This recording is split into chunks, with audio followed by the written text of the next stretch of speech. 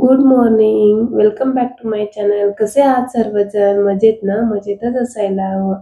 काल झालं लक्ष्मीपूजन आणि सकाळचं असं काही हा व्ह्यू आहे. मी सकाळी पणत्या वगैरे उचलून ठेवलंय. थोडंसं घरातलं आवरलंय. बाहेर भरपूर पाऊस पडतोय आणि म्हटलं चला आता ही पूजेचं सर्व व्यवस्थित आवरून ठेवावं. एवढी छान काल ही पूजा झाली ना, खरं तर असं उचलूच वाटत नाही, पण आपण असं ठेवू पण शकत नाही. तर सर्वप्रथम मी असा हा दीप प्रज्वलित केला आणि ही उत्तर पूजा करायला घेतली, नमस्कार केला आणि चला म्हटलं हे सगळं व्यवस्थित ठेवून देवावं. बाहेरून हवा पण भरपूर येत होती म्हणून मी पहिल्यांदा विंडो बंद करून घेतली आहे आणि नंतर ना काल लक्ष्मीपूजन झालं आणि आज आहे दिवाळी पाडवा. ही सर्व पूजा वगैरे व्यवस्थित उचलून ठेवते. त्यानंतर ना देवाची आपली जी रेग्युलर पूजा आहे ती पूजा करून घ्यायची आणि नंतर ना मला मुलांचं औक्षण करायचंय आणि यांना पण ओवाळायचंय. आज आहे दिवाळी पाडवा. दिवाळी पाडव्याचं इम्पॉर्टन्स आहे ते मी तुम्हाला सांगणारच आहे. त्याआधी हे सगळं व्यवस्थित पूजा वगैरे करून घेते आणि पूजा वगैरे झाली माझी आणि नंतर पहिल्यांदा मी मुलांचं औक्षण करून घेते, कारण की त्यांना आधी बसायचं होतं. रियान आणि ईशानचा हट्ट होता की मम्मा आम्हाला आधी ओवाळ. तर इशू आधी बसला. त्याचं मी पहिल्यांदा औक्षण वगैरे करून घेतलं. त्याला पहिल्यांदा ओवाळलं. खरं तर एकच कॅब होती, मग त्याच कॅबमध्ये आम्ही सर्व मॅनेज केलेलं. म्हणजे आता पहिल्यांदा मी ईशानचं ऑप्शन झालं, त्यानंतर तीच कॅब पुढे रिवला घातली आणि रिव नंतर ह्यांनाही एकाच कॅब पुढे पुढे ट्रान्सफर करत गेली. जसं ज्याचा टर्न येईल तसं त्याने ती कॅब घातली. रिवला तर खडीसाखर किंवा स्वीट कोणतंही खूप आवडतं. त्यांनी तर वाटीत घेऊन बसलेला आणि तो खडीसाखर खात होता. मम्मा त्यात नको ठेवू, डायरेक्ट माझ्याकडेच वाटी मला पाहिजे, असं त्याचं म्हणणं होतं.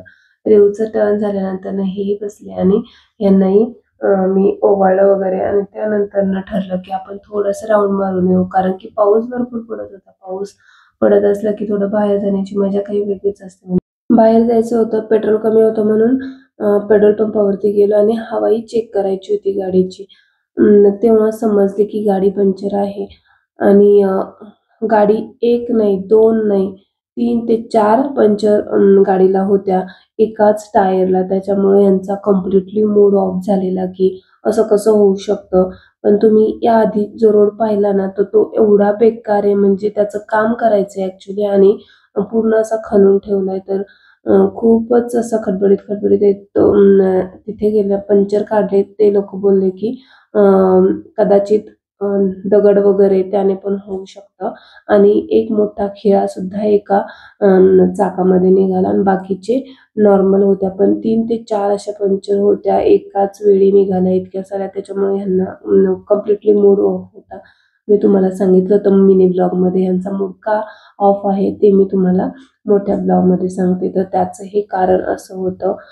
एकाच वेळेस इतक्या पंक्चर निघणं म्हणजे थोडंसं यांना अजिबात सहन झालं नाही. त्यामुळे ते यांचा मूड ऑफ होता आणि मग असंच ह्या सोसायटीमधनं आम्ही राऊंड मारायचं ठरवलं. ह्या सोसायटीत याआधी आम्ही बऱ्याच वेळा यायचो.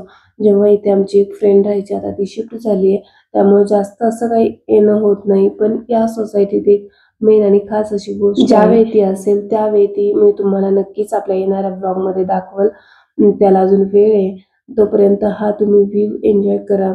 आपण गावाकडच्या आहोत, त्यामुळे आपल्याला हे असं झाडं, रानं वगैरे पाहायला खूप आवडतं किंवा आपल्याला करमतं. म्हणून आम्ही असंच काहीसं राऊंड मारत असं जिथं आपलं मन रमतं तिथं जायला आपल्याला खरंच खूप आवडतं. तर रिहू आणि ईशानची अशीच मस्ती सुरू होती. ही नवीनच बिल्डिंग इथे होती, काहीतरी कॉम्प्लेक्स टाईप आहे. जेव्हा आम्ही यायचो पहिले नवीन होतो तेव्हा किंवा त्यानंतरही आमच्या फ्रेंडकडं, त्यावेळी इथं काहीही नव्हतं. मोठं असं क्रिकेटचं ग्राउंड होतं. मुलं इथे फक्त खेळायला यायचे. आता पाऊस पडून गेला त्याच्यामुळे सध्या तरी कोणी दिसत नाही आणि सण म्हणजे सणाचेही दिवस आहेत. तर हे मोठं कॉम्प्लेक्स इथं होतंय रेडी. बऱ्याच दिवसातून आलो तर इतकी मोठी बिल्डिंग अचानकच इथं दिसली आहे. जेव्हा रेडी होईल तेव्हा तर समजेलच आपल्याला इथे काय होतंय आणि काय नाही. तर असं हे खूप मोठी सोसायटी आहे आणि हे सर्व काही सोसायटीमधलंच एरिया आहे. तर असं काही छानसं वातावरण आहे. बाहेर पाऊस पडून गेलाय आणि मस्त असा हा व्ह्यू एन्जॉय करत आम्ही असंच राऊंड मारतोय. यानंतर मी असंच घरी जाणार आहे. तर तुम्हाला मी सांगत होते की आज आहे बलिप्रतिपदा आणि त्याचं थोडंसं महत्त्व मला तुम्हाला सांगायचंय. तुम्ही हा व्ह्यू एन्जॉय करा. तोपर्यंत मी तुम्हाला थोडंसं दिवाळी पाडव्याचं किंवा बलिप्रतिपदा का म्हणतात हे तुम्हाला मी सांगतेय. अश्विन महिन्यातील अमावास्येला अमावास्येनंतर लक्ष्मीपूजन झाल्यानंतर कार्तिक शुद्ध प्रतिपदेला बलिप्रतिपदा असेही म्हणतात किंवा दिवाळी पाडवा म्हणून सुद्धा हा दिवस साजरा केला जातो. पौराणिक महत्त्व असलेला किंवा आणि कृषीप्रधान संस्कृतीचं प्रतिबिंब दाखवणारा कार्तिक महिन्याचा हा आरंभ दिन अतिशय महत्त्वाचा मानला गेला आहे. दिवाळी पाडव्याचे महत्त्व तुम्हाला मी आता सांगणार आहे. अश्विन महिन्यातील अमावास्येला लक्ष्मीपूजन झाल्यानंतर कार्तिक शुद्ध प्रतिपदेला बलिप्रतिपदा म्हणतात. या दिवशी सोने खरेदी सुद्धा प्राधान्य दिले जाते.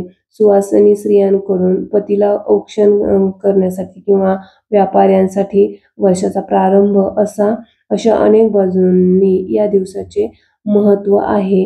या दिवशी इडापिडा टळो आणि बळीचे राज्य येवो अशी प्रार्थना केली जाते. फटाक्यांची आतषबाजी किंवा दीपोत्सव साजरा केला जातो. जसे की आपण दिवाळीचे सर्व दिवस खूप छान एन्जॉय करतो. 3:30 मुहूर्तापैकी हा एक दिवस आहे, तो अतिशय शुभ मानला जातो. आपल्याकडील कृषीप्रधान संस्कृतीमुळे पौराणिक महत्त्व तर आहेच या दिवसाचं. भगवान विष्णूंनी वामन अवतार धारण केला आणि बटुवेशात बळीराजाच्या समोर उभे राहिले. या रूपात वामनाने 3 पावले भूमी मागितली.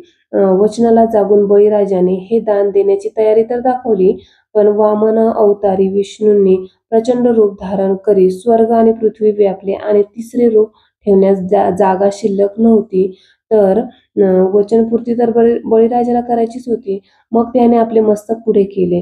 तेव्हा बळीराजाच्या डोक्यावर पाऊल ठेवून वामनाने त्याला पाताळ लोकाचे राज्य बहाल केले.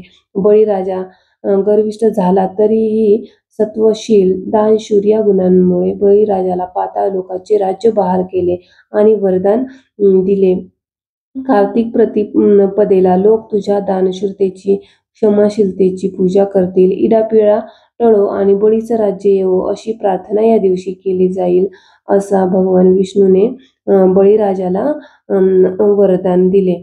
अश्विन अमावास्येला करण्यात येणाऱ्या लक्ष्मीपूजनानंतर कार्तिक शुद्ध प्रतिपदा म्हणजे दिवाळी पाडवा बलिप्रतिपदा ही व्यापाऱ्यांसाठी आर्थिकदृष्ट्या महत्त्वाचा असा दिवस आहे. नवीन वर्षाची सुरुवात मानली जाते. लक्ष्मी प्राप्तीसाठी नव्या वह्यांचे पूजन करून व्यापारी वर्ग नववर्षाचा प्रारंभ करतात.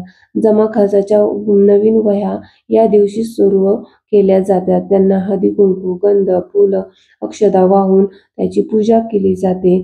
या दिवशी मुहूर्ताने व्यवहार सुद्धा केले जातात. उत्तर भारतात या दिवशी गोवर्धन पूजा केली जाते. श्रीकृष्ण आणि विष्णूंच्या देवळात ही पूजा होते. या दिवशी देवाला अनेक पक्वान्नांचा, मिठायांचा नैवेद्य अर्पण केला जातो. असा हा दिवाळी पाडव्याचा महत्त्व आहे. आता भरपूर फिरून झाल्यानंतर ना हे जे ज्यूसचं सेंटर दिसलं तिथं म्हटलं थांबावं थोडं आणि मुलांना ज्यूस प्यायचा होता. पाहूया आता हा ज्यूस कसा लागतोय आणि काय मुलांना तो आवडतो की नाही. गेला तर पहिल्यांदा ईशानने सुरुवात केली की ते फिरवायला, हा मम्मा ज्यूस कुठून येतो आणि काय त्याचं सुरू होतं आणि कुठून हे ऑरेंज वगैरे टाकायचं. ज्यूस इतका खरंच काही छान नव्हता, पण आता थांबलोच होतो तर पिलो आणि मुलांना आंबट कुठे जास्त आवडतंय, पण थोडा जरा जास्तच आंबट ज्यूस होता. थोडासा तो ज्यूस पिल्यानंतर ना आम्ही परत आमच्या परतीच्या दिशेला निघालो. असं हे शेतातून किंवा या रोडनं जेव्हा आम्ही जातो तेव्हा आम्हाला खरंच गावाकडचं फील होतं. कारण की गावी असं हिरवंगार शेतं सर्व काही पाहायला भेटतं ना. त्याचप्रमाणे आमचं हे असं फिरणं असतं. जेव्हा कधी आम्हाला करमत नाही किंवा घरात बोर होतं तर त्यावेळेस आम्ही असं बाहेर पडतो किंवा पाऊसही असेल त्यावेळेस सहज एक राऊंड मारायचा म्हणून आम्ही असं बाहेर येतो, जिथे की आपलं गावाकडचं थोडंसं फील असतं.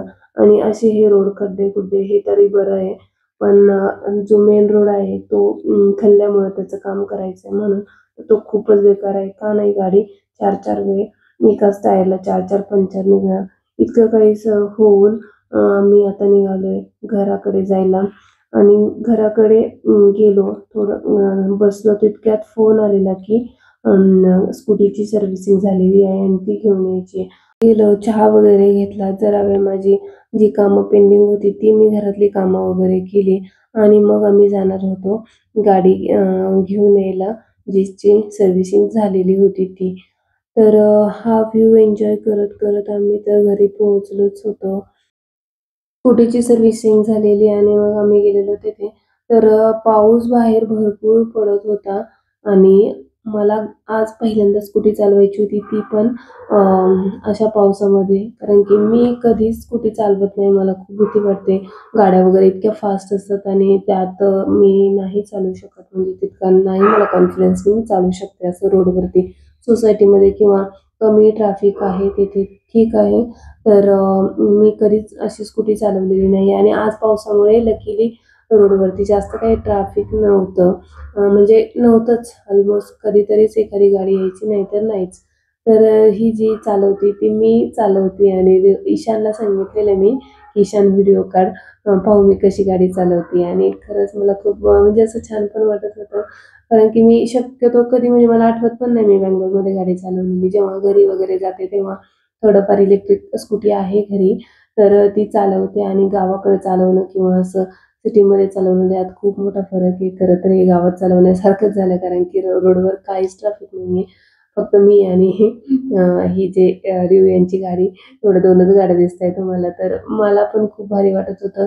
घरी पोहोचल्यानंतर वेळ होती स्वयंपाकाची. तुम्हाला आजचा दिवस कसा वाटला? आवडला असल्यास लाईक, शेअर, कमेंट करायला विसरू नका. भेटूया अशाच नवीन ब्लॉगमध्ये.